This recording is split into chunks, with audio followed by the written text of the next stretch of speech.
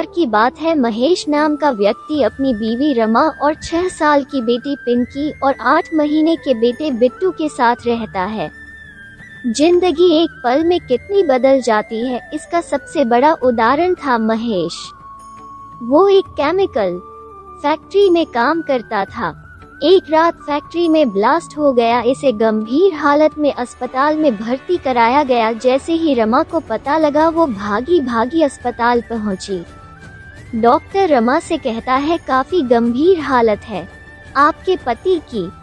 हम अपनी तरफ से पूरी कोशिश कर रहे हैं, आप भगवान पर पूरा भरोसा रखिए।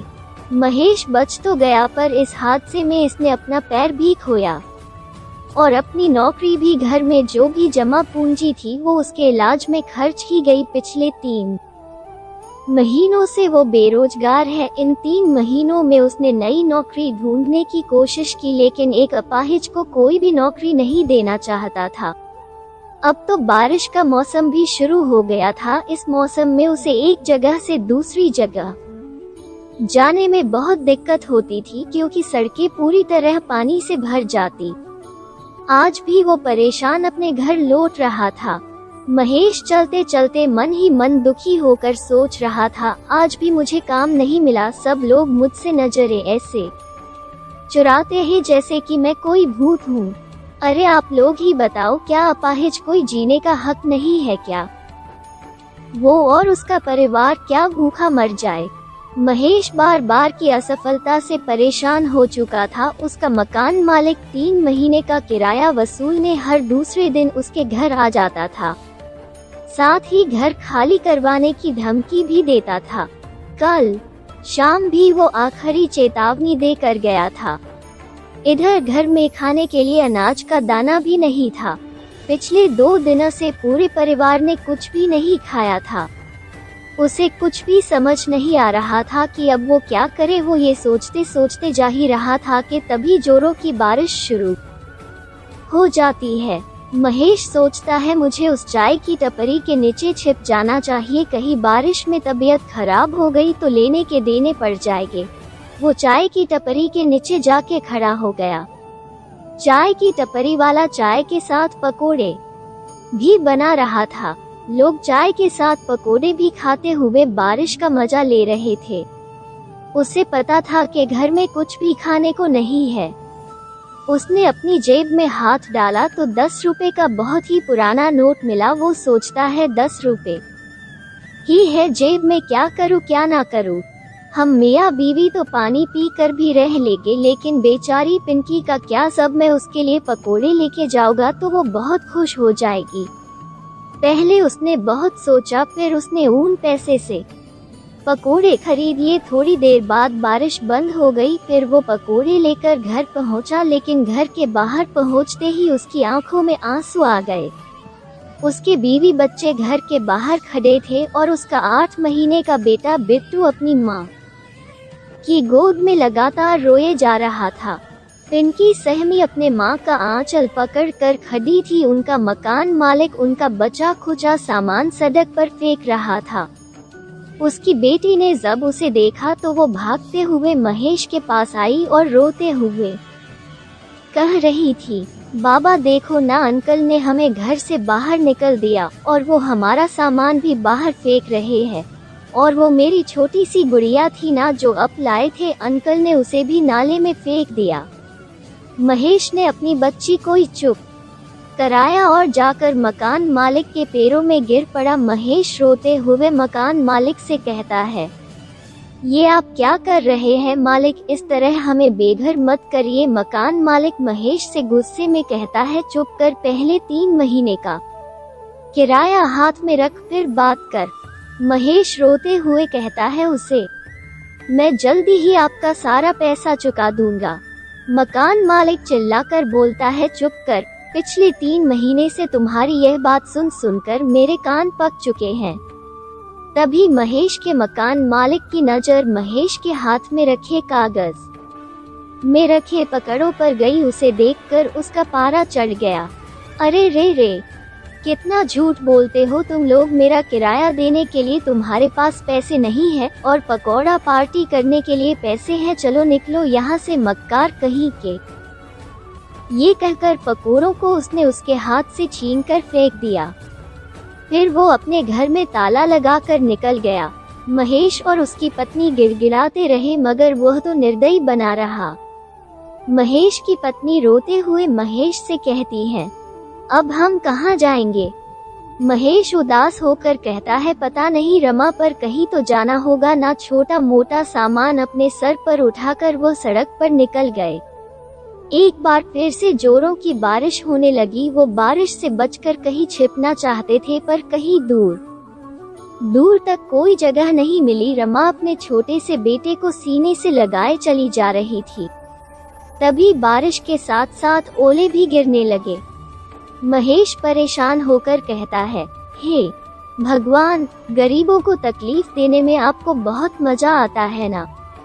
बारिश तो हो ही रही थी, अब ओले भी पड़ने लगे।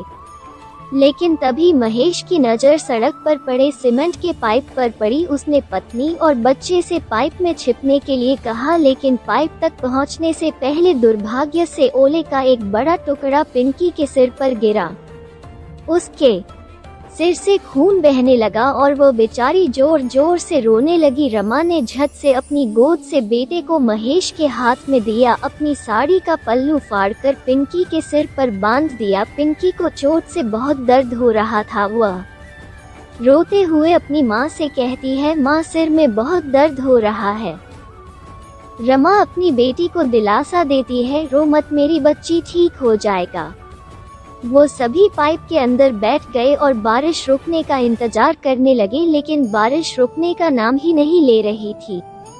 तभी उन्होंने देखा उनकी सीमेंट वाली पाइप सी की कुछ दूरी से एक बड़ी सी गाड़ी आकर रुकी। उसमें से दो कपल बाहर निकले और बारिश में भीगने लगे। लड़का कहता है, बारिश में भीगने का अलग ही मजा है ना काजल। काजल हंसते हुए उसे कहती है, सच में अखिल, बारिश में भीगना और उसके बाद गर्मा गर्म पकोड़े खाना जन्नत सा मजा देता है। काश ये बारिश पूरी रात हो जाए तो मजा आ जाए। एक तरफ तो महेश का परिवार बारिश के रुकने का इंतजार कर रहा था और दूसरी तरफ कोई पूरी रात बारिश चाह रहा था। कितनी असमानता है ना भगवान की बनाई हुई दुनिया में। महेश और उसकी बीवी यही सोच रहे थे और बारिश के रुकने का इंतजार कर रहे थे, लेकिन बारिश नहीं रुकी और भी तेज हो गई। सड़कों पर पानी भरने लगा और 2 दिन से लगातार बारिश होने के कारण बाढ़ वाली स्थिति होने लगी। उन लोगों की सीमेंट वाले पाइप में भी पानी आने लगा। पानी उनके सीने तक पहुंच चुका था। महेश अपनी पत्नी रमा से कहता है, रमा, हमको बच्चों को लेकर किसी ऊंचे स्थान पर जाना होगा, नहीं तो हम सब डूब जाएंगे। तभी महेश पिंकी को अपने कंधों पर उठाया और किसी सुरक्षित जगह की तलाश में आगे की ओर जाने लगा। तभी पानी का एक तेज बहाव आया और महेश का नियंत्रण बिगड़ गया और वो गिर गया। पिंकी भी गिर पड़ी और वह पानी के बहाव के तेज चपेट में आ गई और पानी में डूबने लगी। पिंकी रोने चिल्लाने लगी, पापा, पापा बचाओ मुझे, मैं डूब रही हूँ, पापा, पापा। एक तो 2 दिन से भूखा परिवार, ऊपर से बारिश का कहर। महेश चाह कर भी अपनी बच्ची को नहीं बचा पाया और पिंकी पल भर में ही उनकी आंखों से ओझल हो गई। रमा रोने चिल्लाने लगी, पिंकी, पिंकी, कहाँ हो तुम? हाय मेरी बच्ची। लेकिन पिंकी ने कोई जवाब नहीं दिया। आज महेश खुद को बहुत ही असहाय महसूस कर रहा था। एक असहाय पिता की तरह महेश ऊपर आसमान की तरफ देखकर कहने लगा, भगवान, तुम्हें जरा भी दया नहीं आती क्या? हम गरीबों पर पूरे पत्थर हो गए हो क्या? तुमने मुझे अपाहिज कर दिया, फिर हमें दाने दाने को मोहताज कर दिया, फिर सिर से छत भी छीन ली और फिर मेरी बच्ची को भी ले गया। कान खोल कर सुन ले, तू मेरे लिए भगवान नहीं, पत्थर है, पत्थर। वे लोग बाढ़ से बचने के लिए किसी भी तरह की कोशिश कर रहे थे, लेकिन पैर जवाब दे चुके थे। भूखा शरीर अपनी ताकत खो चुका था। उनके पैर लड़खड़ा रहे थे और वह भी बाढ़ की चपेट में डूबने लगे। हालांकि तब भी उन्होंने हाथ पैर मारे, लेकिन भूख ने उन्हें कमजोर बना दिया था। दोनों एक दूसरे को पुकार तो रहे थे, लेकिन पानी के बहाव में वो पुकार अनसुनी हो रही थी। महेश रो रो कर चिल्ला रहा था, रमा रमा बिट्टू बिट्टू, लेकिन शायद मौत उनकी अभी हाथों की रेखाओं में नहीं थी। तभी दोनों पानी में गिरकर बेहोश हो गए थे और पानी में बहकर जा रहे थे। तभी बाढ़ राहत कार्य वालों की नज़र उन पर पड़ी और वो उनको तभी बचाकर अपनी नाव में राहत शिविर में ले आए। डूबते हुए बच तो गए, लेकिन पिंकी के लिए रो रहे थे। रोते हुए रमा से कहता है, इस बार में हम तीनों तो बच गए रमा, लेकिन हमसे हमारी पिंकी छीन लिया। वो दोनों अपने बेटे बिट्टू को संभालते हुए रो ही रहे थे। तभी एक नन्ही सी बच्ची जिसके हाथों में बिस्किट और एक ब्रेड का पैकेट था, वो पैकेट उसको राहत शिविर वालों ने दिया था, उनके पास आई और पीछे से आकर बोलने लगी, बाबा बाबा क्यों रो रहे हैं आप लोगों को भी भूख लगी है ना, ये लीजिए ब्रेड खाए, अंकल ने मुझे दी थी, मैं आप लोगों का ही इंतजार कर रही थी। वह आवाज पिंकी की थी। पिंकी को देखकर महेश और रमा फूट फूट कर रोने लगे। पिंकी को भी राहत कार्य वाले बचाकर शिविर में ले आए थे। अपनी बच्ची को जिंदा देखकर वो लोग ऊपर वाले को शुक्रिया अदा करने लगे। पूरा 1 महीना वो लोग राहत शिविर में रहे। उसके बाद सरकार ने उन्हें कुछ पैसे मुआवजे में दिए, जिससे वो नई जिंदगी की शुरुआत कर सके। आज महेश चाय पकौड़ी की एक दुकान चलाता है। उसकी जिंदगी पहले से बेहतर हो गई है। बारिश ने परीक्षा तो ली उनकी, लेकिन उसी बारिश ने फिर से अपने पैरों पर खड़े होने का मौका भी दे दिया। मुआवजे के पैसे से महेश ने खुद का काम स्टार्ट किया। तभी तो कहते हैं भगवान के घर देर है अंधेर नहीं। फिर मिलेंगे दोस्तों एक नई कहानी के साथ। तब तक के लिए हंसते रहें, मुस्कुराते रहें, अपना ख्याल रखें और इसी तरह हमारे साथ जुड़े रहें। धन्यवाद। अगर आपको ये कहानी अच्छी लगी और इससे कुछ सीख मिली तो चैनल को सब्सक्राइब ज़रूर करें। आपका एक सब्सक्राइब हमें इसी तरह से नई नई कहानियाँ आपके लिए लाने के लिए प्रेरित करता है।